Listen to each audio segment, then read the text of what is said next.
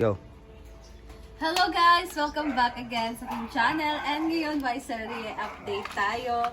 And nandito tayo sa ating kusina. So, nagawa na nila dito ang ating lababo. So, Pero maliit lang siya, no? So, kailangan pa natin siyang i-extend. okay lang lagi daw basta maliit. At least meron. At least meron, no? Naalala Pero ano, bakit? Hindi ba, yung ilalagay na konti lang talaga yung space niya. Maliit lang yung space niya. Oh. Pero okay na. Kaya Kasi isang tiles lang yung pinili natin. And I thought dito yung sink, pero dito pala. Hiniwalay ko yan kasi malapit sa ano? Ha? Malapit siya sa CR. Bakit? Pag mayroong magugas ito, no, tapos mayroong lalabas. Oh, ganyan. So, at least, hindi siya babangga kasi lagi naman ito ginagamit kasi dito maghuhugas.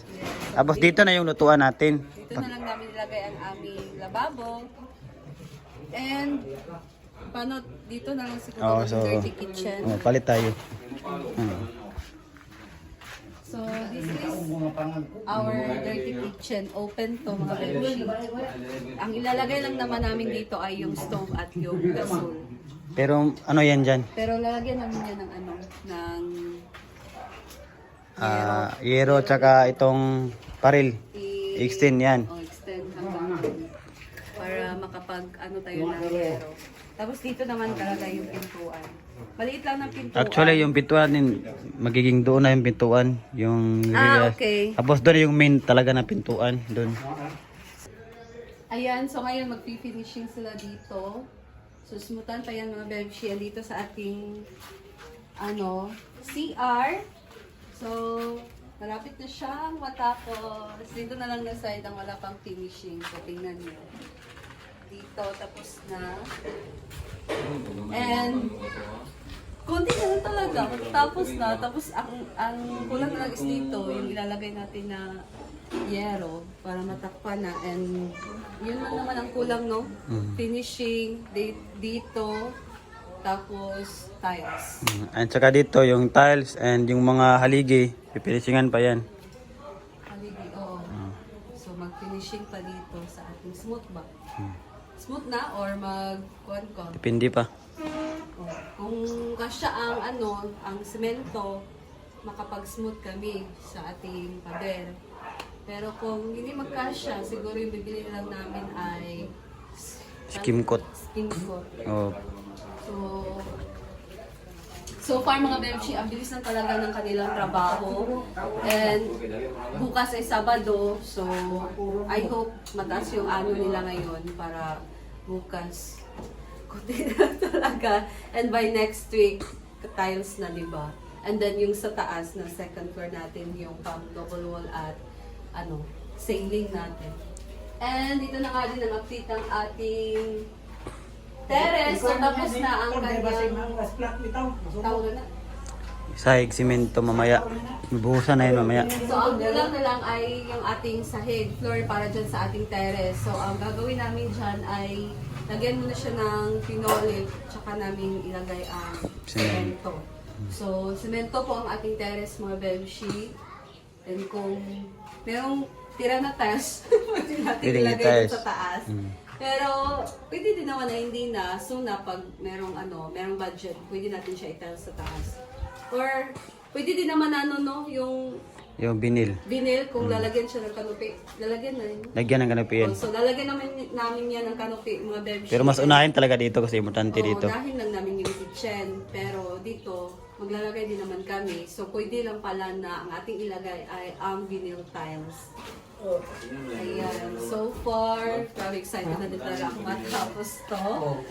Dahil sabi nila, magastos nga daw talaga magpagawa ng bahay. Lalo na pag natapos na. Syempre, meron pa tayong mga kailangan. Kailangan pa natin ng sofa. Kailangan pa natin ng lamesa.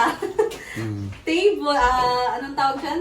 Upuan para sa ating lamesa, kainan.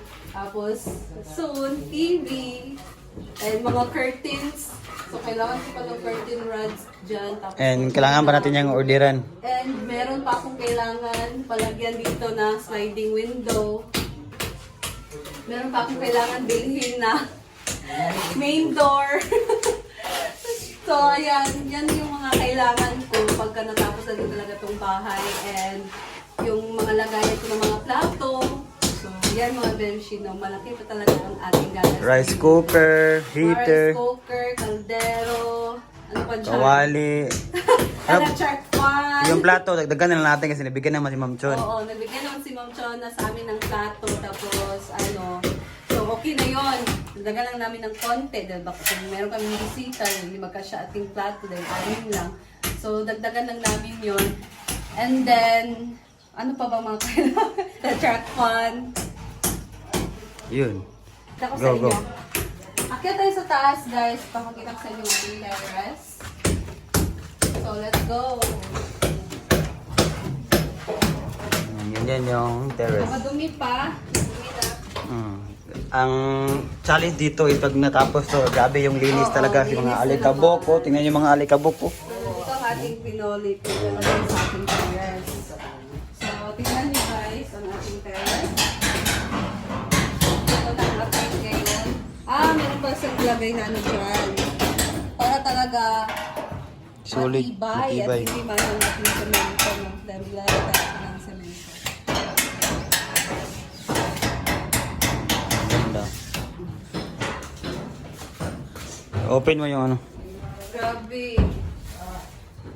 Ang luwag kami ng terrace natin, guys. Tingnan nyo. Dito siya. Lalagyan na namin yan ng kasi sa taas para talaga hindi mapasa yung ating terrace. Plano ako maglagay dyan ng mga yung cozy siya na terrace. Lalagay tayo dyan ng gusto pa kung kaluwag-luwag. Kasi masarap magtambay. Mahilig din kasi talaga kami magtambay sa terrace. Or, yun, lalo sa baba na mama. Yan kami sa labas nagtatambay talaga dahil nga mainit sa loob. So, sa labas talaga kami nagtatambay, nagko-coffee-coffee. So, ang ganda ng terrace, patambayan. So, excited ako dyan. Siguro dyan lagi yung spot namin. So, nilagyan ko ng mga ganito, guys. Ganyan lang ang ano namin, design. Hindi na kami nagpalagay pa ng mga bonggang design. Dahil, importante lang na matakpan. Dahil, alam nyo naman, meron sinik. So, para safety din yung bata. Ilan na kami. And after dito, ito naman sila sa taas. Diyan naman, depende na lang. Ayan, bababa na tayo. Tapos itong hagdanan naman namin, kailangan pa namin itong pinturahan para maganda talaga tingnan. So, ngayon naman, labas tayo. Tatayo sa labas, guys. And then, dito naman sa labas, pagka sobra pa talaga yung semento namin, ay magfi-finishing pa tayo dito para maganda talaga tingnan yung ating labas. So, ayan mga Bebshi. So far, konting push na lang. And hopefully talaga, by next week, patapos na. Sakto na lang yung budget. And ito nga pala yung yero na ilalagay natin sa kitchen. So, ito yung color roof namin. Kinuha sa hardware. And, so, ayan mga Bebshi. So, kailangan pa talagang kumayod ng kumayod. Dahil marami pa tayong kailangan sa bahay pagka natapos na yan. So, subaybayan nyo lang ako palagi sa aking bahay serye update. And ngayon naman, pagkatapos ko dito, ay pupunta na ako ng farm. Gusto ko maaga dahil sila madam, uuwi ngayon galing Cebu. So, at least, makapag-update ako doon. And, ayan mga Bebshi, konting-konti na lang talaga. Kikempot pa tayo hanggang sa matapos itong ating bahay. And, syempre, gusto kong magpasalamat sa Panginoon unang-una dahil sa Kanya hindi natin to. Dahil kung hindi dahil sa Kanya, mga Bebshi, hindi natin to maabot ngayon. Syempre, all glory to God.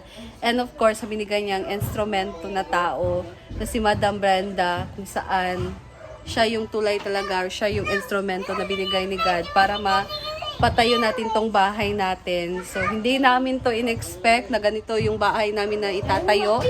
Yung expectation lang talaga namin ay yung maliit lang, walang second floor. Pero ngayon, ito ang binigay ni Lord sa amin. Kaya, thank you talaga. Kasi Madam Brenda, thank you Lord dahil binigay mo si Madam and ikaw na yung bahalang mag-bless sa kanya ng maraming blessing. Dahil wala man ako maibigay ngayon, So, Panginoon ang magsusukli sa kabutihan ni Madam sa amin. Ayan.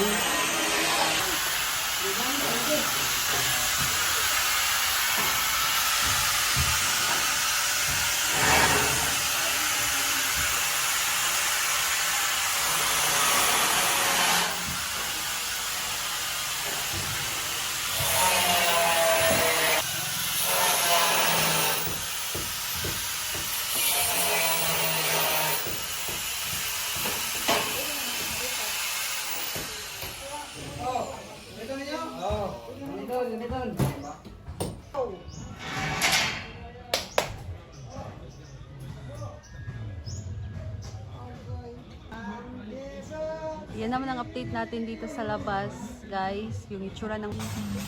Ayan, guys, ang update natin dito sa labas. So, yan ang makikita natin dito sa labas, ang ating bahay. And yung ating, hindi ko ma-zoom, terrace. So, konting push na lang and matatapos na din itong ating bahay sooner or later. And alam nyo na ang mga susunod house blessing. So, abangan natin yan, mga Bebshi. And that's all for today. So, thank you so much for watching. Abangan nyo pa ang aking mga susunod na update dito sa ating bahay serye. So, thank you and see you again sa aking next video. Bye!